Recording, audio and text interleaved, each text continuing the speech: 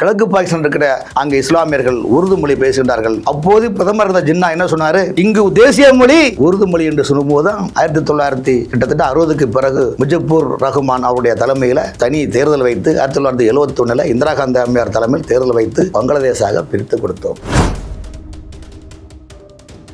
எங்களிடம் 130 ஆயுதங்கள் இருக்கின்றன, அணு ஆயுதம் நாங்கள் நினைத்தால் என்று சொல்றாங்க. அப்ப இந்திய அரசாங்கம் சொல்லு, ஆமாப்பா எங்கள்கிட்ட இருக்க ஆயுதங்கள்லாம் அணு ஆயுதங்கள்லாம் தீபாவளி பட்டாசுக்காக வச்சிருக்கோமா என்று. அப்பவே அவர்களுக்கு நிலைமை, பாகிஸ்தான் நாட்டில் மாநில அரசும் மத்திய அரசும் 6 மாசமா சம்பளம் கூட கொடுக்க முடியாது திவால் ஆயிட்டு இருக்க நேரத்தில். ஆனால் இந்தியாவில் ஒட்டி இருக்கிற சில மஞ்சள் துண்டுன்னு அந்த பாகிஸ்தான் மாதிரி மஞ்சள் துண்டுகள் அப்பப்ப கொக்கரிக்கின்றன. இதெல்லாம் நீங்கள் பெருசா நினைக்க வேண்டாம். நீங்கள் நீங்கள் கட்டளிடுங்கள், நாங்கள் காத்திருக்கோம் சொன்னார்கள். ஆகவே எங்களை இந்தியா தேசத்தை பொறுத்தவரையிலும் நம்முடைய இந்தியாவிலிருந்து 85,000 மக்கள் அங்கு குடிபெயர்ந்து ஜம்மு காஷ்மீருடைய சிட்டிசனான ஒரு நிலைப்பாடு உருவாக்கி இமயம் முதல் குமரி வரை ஒரே நாடு ஒரே மக்கள் ஒரே தேசம் என்ற நிலைப்பாடு பிரதமர் ஏற்படுத்தியுள்ளார். இதை தாங்கிக் கொள்ளாமல் இந்தியாவின் மீது குழப்பத்தை ஏற்படுத்தணும், இந்தியாவுடைய இறையாண்மையை கெடுக்க வேண்டும்.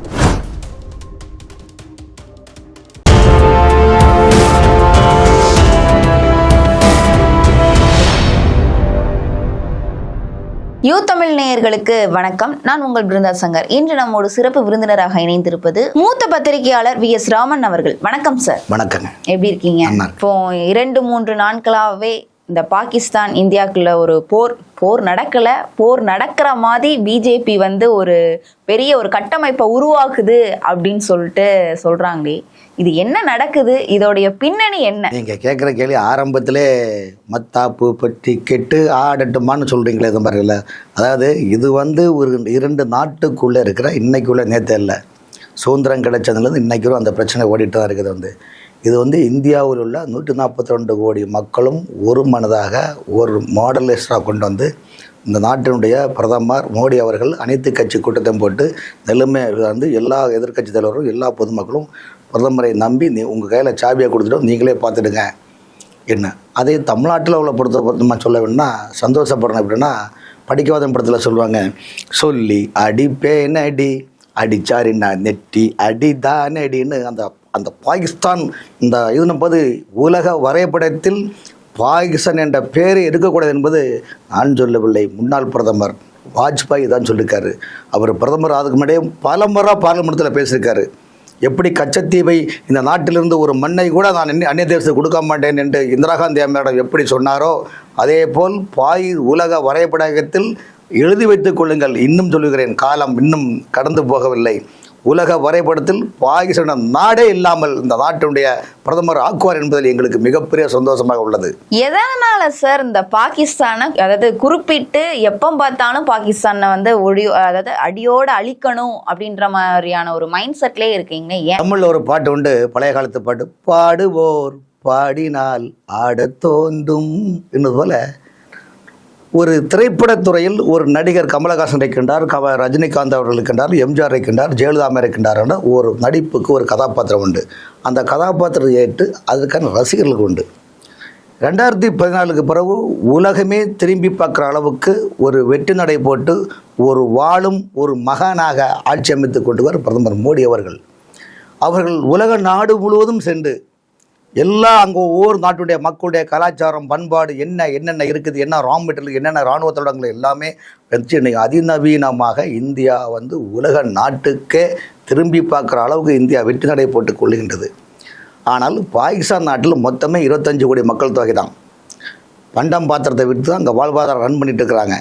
சிந்து நதி இல்லாவிட்டால் அங்கே எதுவுமே இல்லாத ஒரு சூழ்நிலை இருக்குது. அதாவது 1947 இந்த நாடு சுதந்திரம் கிடைக்கின்றது.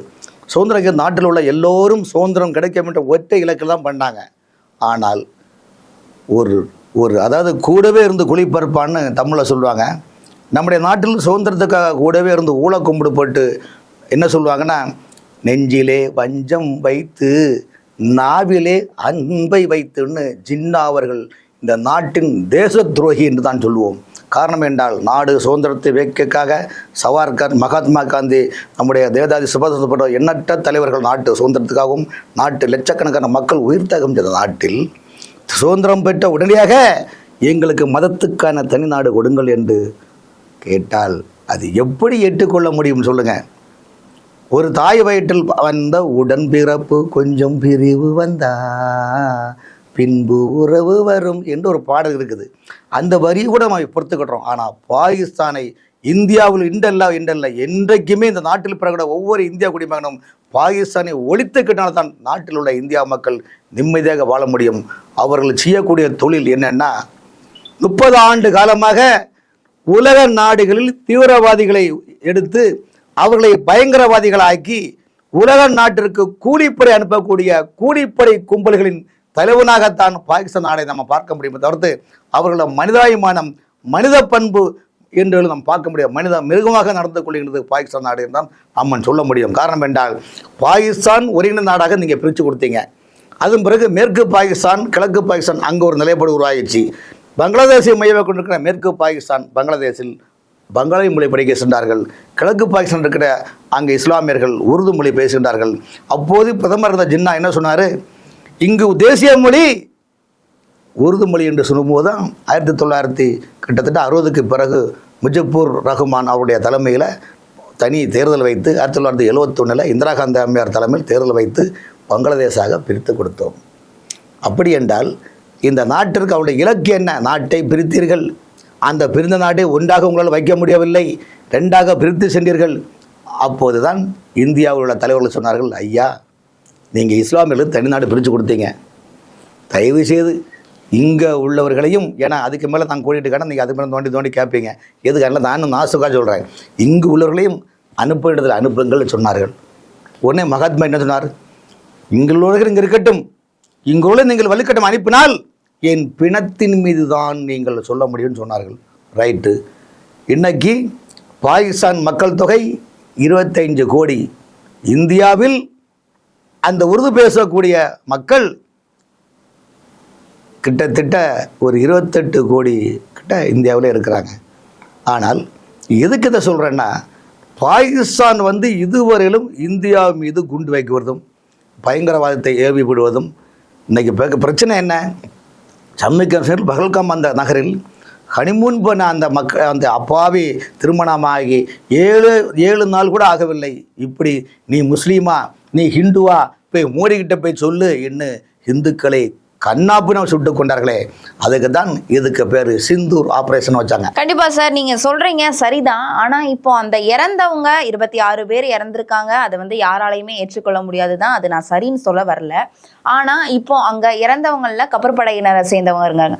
அவங்க உளவாளியா கூட இருக்கலாம் இல்லையா? அது ஒரு பார்வை இருக்குல்ல. ஒரு விஷயம் கேளுங்க, இந்தியாவில் 142 கோடி மக்கள் இருக்கிறாங்க.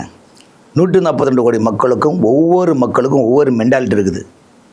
அப்படி இருக்கும்போது எல்லாமே நம்ம பார்த்துட்டு இருக்க முடியாது. இல்லை சார், இப்போ அந்த இடத்துல போக வேண்டிய அவசியம் என்ன? அதாவது இப்போ அந்த பாதுகாவலரை முன்னாள் ரிட்டைர்மெண்ட் ஆனவங்கள அங்கே ஒரு டூரிஸ்ட் பிளேஸ்காண்டி போயிருக்காங்க.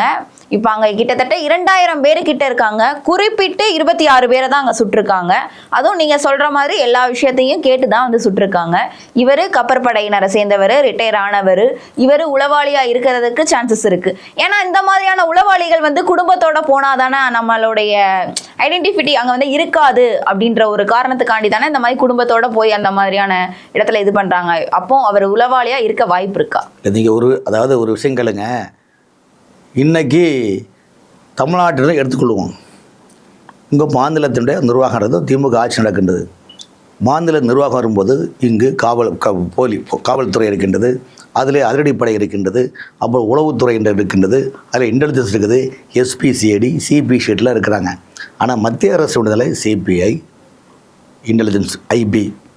இதே மத்திய அரசுடைய வெளியுறவு உளவுத்துறை நிறுவனம் ரா. பாகிஸ்தானில் எப்படி ஐஎஸ்ஐ இருக்கின்றதோ, அமெரிக்காவில் எப்படி சிஏ இருக்கின்றதோ, இஸ்ரேல் நாட்டில் எப்படி மொசாட் இருக்கின்றதோ அதே போல் தான். ஸோ இது எல்லாமே ஒரு சம்பவம் நடக்கின்ற போது தான் இதில் என்ன இருக்குது ஏது இருக்குன்னு பார்க்க முடியும். ஆனால் நீங்கள் அந்த பஹல்காம் விவகாரத்தில் பார்த்தீங்கன்னா பெரிய விஐபிகள் தான் அந்த இடத்துல போக முடியும். டூரிஸ்ட் காரணம் என்ன? மிகவும் ரெஸ்ட்ரிக்டட் ஏரியா, பாதுகாப்பு கட்டப்பட்ட ஏரியா. அந்த அளவில் ஒரு பெரிய லெவலில் சொல்றீங்களே, பெரிய விஐபிகள் தான் போக முடியும். அவங்க தானே உளவாளியாகவும் இருக்க முடியும். இல்லை அதுக்கு சொல்கிறேன். இப்போது வசதிகள் என்பது ஒவ்வொரு மனிதனுக்கும் ஒரு நிலைப்பாடு இருக்கின்றது. இப்போது சாமானிய மக்கள் விமானத்தில் போக முடியுமா? சாமானிய மக்களில் கூட வந்தே பாரத்தில் போக முடியாது. அப்போ சாமானிய மக்கள் ரயில் பயணிக்கிறோம், பேருந்தில் பயணிக்கிறோம், பைக்கில் போகிறோம். இது வாழ்க்கையில் 3 கேட்டரான வாழ்க்கை என்பது அந்த நிலைப்படும் போது சிலவங்க எல்லாரும் எல்லா இடத்துலையும் போக முடியாது. அதே ஜம்மு காஷ்மீரில் இந்த சம்பவம் பகல்காம் சுவிட்சர்லாந்துக்கு நிகரான அந்த ஏரியா. அந்த துறையில் பயணிக்கக்கூடிய பெரிய பெரிய அதிகாரிகளோ அல்லது பெரிய பெரிய அரசியல் செல்வாக்கு மிக்கவர்களோ தான் மிகப்பெரிய பாதுகாப்பாகவும் ரெஸ்ட்ரிக்டோடும் அனுமதி பெற்று அங்கே போக முடியும். ஸோ அந்த இடத்துல பார்த்திங்களா போக முடியாத இடத்துல இவங்க போய் பக்கா பிளான் பண்ணி அவங்க பண்ணியிருக்கிறாங்க. அப்படி அதனால தான் நம்முடைய அந்த பாதிக்கப்பட்ட அந்த பெண்களின் மஞ்சளும் குங்குமத்தையும் எப்படி அளித்தார்களோ அதை தான் அந்த ஆப்ஷன் சிந்து ஆப்ரேஷன் அவங்க வச்சுருக்காங்க. அந்த ஆப்ரேஷன் வைக்கும்போது நல்லா பாருங்கள், இந்தியா அரசாங்கம் இராணுவத்துறை உலகத்தில் எங்கேயுமே இந்த மாதிரி பண்ண கிடையாது. அவங்க அடித்தது பாகிஸ்தானில் பயங்கரவாதிகளே முகாமை மட்டும்தான் ஸ்கெட்ச் போட்டு அடிச்சிருக்கிறாங்க. சாதாரண ஒரு அப்பாவி மக்களும் அங்கே பாதிப்பு கிடையாது. இதே நீங்கள் இருக்கணும். அப்போ இந்திய அரசாங்கம் எவ்வளோ யோசிக்குது. அந்த பாகிஸ்தான் பார்டரில் நம்முடைய இந்தியா ராஜஸ்தான் பார்டர்லாம் விவசாயிகள் நிறைய விவசாயம் பண்ணுறாங்க. இப்போ அறுவடை காலங்கள், இதுக்கெல்லாம் காலக்கெடு கொடுக்கணும். அங்கே இருக்கிற மக்கள் இங்கே வரட்டும், இங்கே இருக்கிறவங்க அங்கே போகணும். அதுக்கெல்லாம் காலக்கெடு கொடுத்து பக்கா பிளான் பண்ணி அவங்க அழகாக பண்ணியிருக்கிறாங்க. அதனால தான் இந்திய அரசாங்கம் என்ன சொல்லுதுன்னா, ஊடகங்களோ யூடியூப்போ தேவையில்லாமல் அரசுக்கு விரோதமாக கருத்தில் நீங்கள் பரப்பாதீங்க. காரணம் எது ஒரு தேச சம்பந்தமானது. நீங்கள் ஈரை பேனை பெருமாளாக்கி பெருமாளை பெற்ற பிறவாக்கினா அது ரைஸ் பிரச்சனைகள் வேறு மாதிரி ஆகும். இது அரசியல் கட்சி அல்ல, இது நாடு சம்பந்தமான மேட்டர்லாம். அதனால தான் இன்றைக்கி ஊடகமும் சரி, சோசியல் மீடியாவும் சரி, மக்களும் சரி ஒருமித்த கருத்தில் அந்த பாகிஸ்தானுடைய நிலைப்பாடை பார்க்கின்றாங்க. அதனால் இந்தியா இன்னும் சொல்கிறேன், அவர்கள் பாகிஸ்தான் பிரதமரும் பாகிஸ்தான் இராணுவ தலைவர்கள் வெறும் வெத்து கூச்சல், எங்களிடம் 130 ஆயுதங்கள் இருக்கின்றன, அணு ஆயுதம் நாங்கள் நினைத்தால் என்று சொல்கிறாங்க. அப்போ இந்திய அரசாங்கம் சொல்லு, ஆமாப்பா எங்கள்கிட்ட இருக்க ஆயுதங்கள்லாம் அணு ஆயுதங்கள்லாம் தீபாவளி பட்டாசுக்காக வச்சுருக்கோமா என்று சொல்கிறோம். அப்போவே அவர்களுக்கு நிலைமை பாகிஸ்தான் நாட்டில் மாநில அரசும் மத்திய அரசும் 6 மாதமாக சம்பளம் கூட கொடுக்க முடியாது திவால் ஆகிட்டு இருக்க நேரத்தில் இங்கே எங்கன்னா ஜம்மு காஷ்மீர் சுற்றுலாத்துறையில் இந்தியாவில் நம்பர் 1 ஆகிட்டு இருப்போம். ஆர்டிகல் 370 நீக்கின பிறகு ஜம்மு காஷ்மீரில் உலக நாடுகளிலிருந்து மிகப்பெரிய விஐபிகள் அவங்க டூர் பிளேஸ் சென்டர் உருவாக்கும் போது பாகிஸ்தானில் தாங்க முடியலை, சில வெளிநாடுகளும் தாங்க முடியலை. ஸோ இந்த நிலைப்பாடு ஸ்கெட்ச் படி இந்தியாவுக்கு அவமானம் ஏற்படணும், வெளிநாட்டில் வரக்கூடிய டூரிஸ்டுகளை அதை பிளாக் பண்ணணுன்றதுக்காக பாகிஸ்தான் இன்னொன்று சொல்கிறேன், இந்தியா கொடுத்த அந்த ட்ரீட்மெண்ட்டில் தான் அவங்களே ஒத்துக்கிட்டாங்க. ஐயா நாங்கள் 30 ஆண்டுகளாக எங்கள் குலத்தொழிலே குண்டு வைக்கிறதான்னு. என்னங்க இது தொழிலா? அதாவது பிரதமர் 2014 பிரதமர் ஆகிறாங்க. பிரதமர் மோடி அவர்கள் அந்த நேரத்தில் 2015 2014 வாக்கில் நினைக்கிறேன் பிரதமர் இஸ்ரேல் போகிறாங்க. இஸ்ரேல் நாட்டு அதிபர் பிரதமர் அந்த நாட்டு பார்லிமெண்ட்டில் உரை என்ன ஆட்டினா தெரியுமா? எங்களுடைய யூதர் இனத்தை உலக நாடுகள் ஃபுல்லாக போகும் பாதுகாப்பு அடைக்கலம் கேட்கும்போது கொண்டு குவிச்சாங்க. இந்தியா மட்டும்தான் எங்களுடைய மக்களை தாயுள்ளத்தோடு அரவணைத்தார்கள். ஆகவே எங்களுடைய நாட்டிற்கு மிகப்பெரிய தந்தையாக பிரதமரை நாம் பார்க்கின்றோம் என்று சொல்லும்போது என்ன சொன்னார்னா, எங்கள் நாட்டை சுற்றி இருக்கின்ற நாடுகள் எல்லாம் குலத்திலே குண்டு வைக்கிறது தான், வேறு எந்த தொழிலும் கிடையாது. ஆனால் இந்தியாவில் ஒட்டி இருக்கிற சில மஞ்சள் துண்டுன்னு அந்த பாகிஸ்தான் மாதிரி மஞ்சள் துண்டுகள் அப்பப்போ கொக்கோன்னு கொக்கரிக்கின்றன.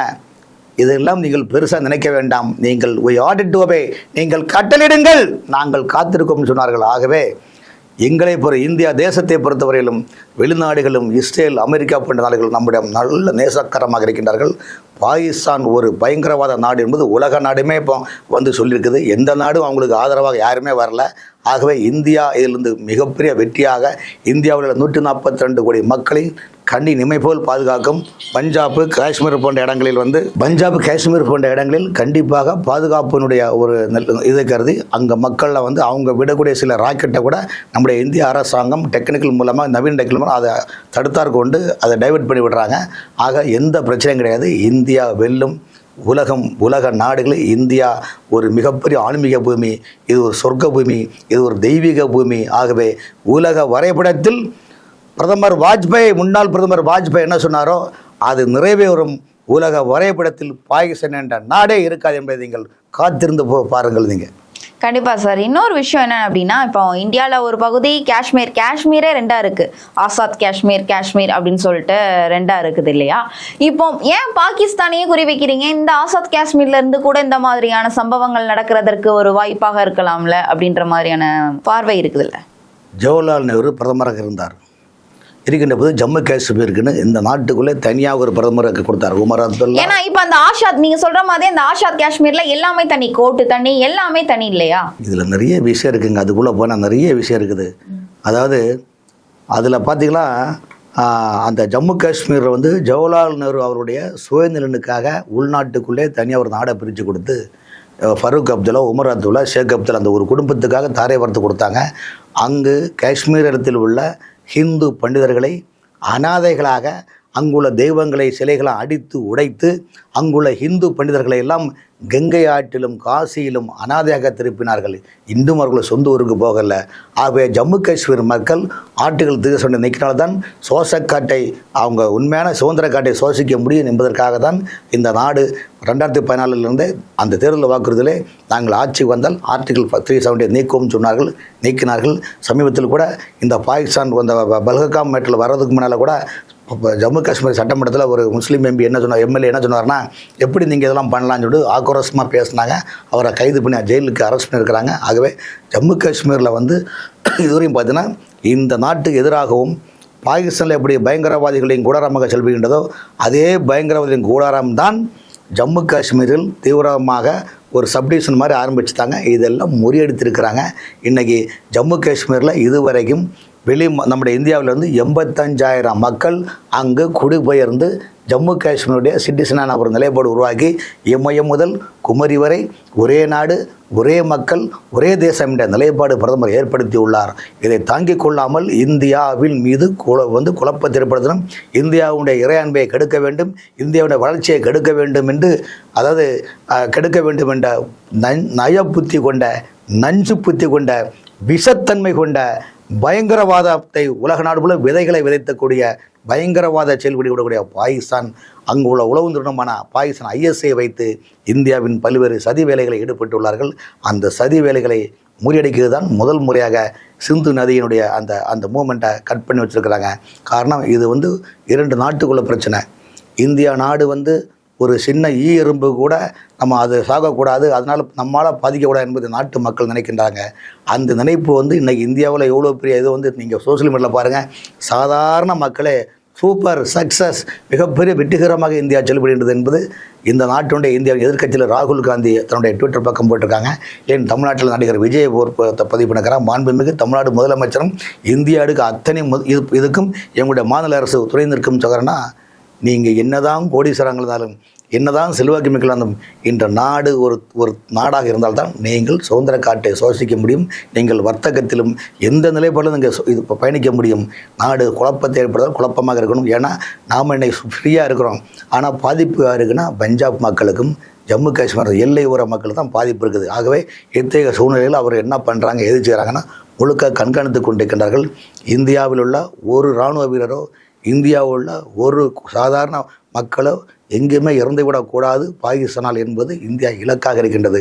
ஆகவே இந்தியாவின் இலக்கு பாகிஸ்தானில் உள்ள பயங்கரவாதத்தை ஒழிக்க வேண்டும் என்ற ஒரே இலக்கை தவிர்த்து வேறு பாகிஸ்தானை வஞ்சகம் செய்ய வேண்டும் இப்படி பண்ண எந்த இவனும் கடுகளோடு இந்த நாட்டுடைய பிரதமர், நம்முடைய நாட்டு பிரதமர் கிடையாது.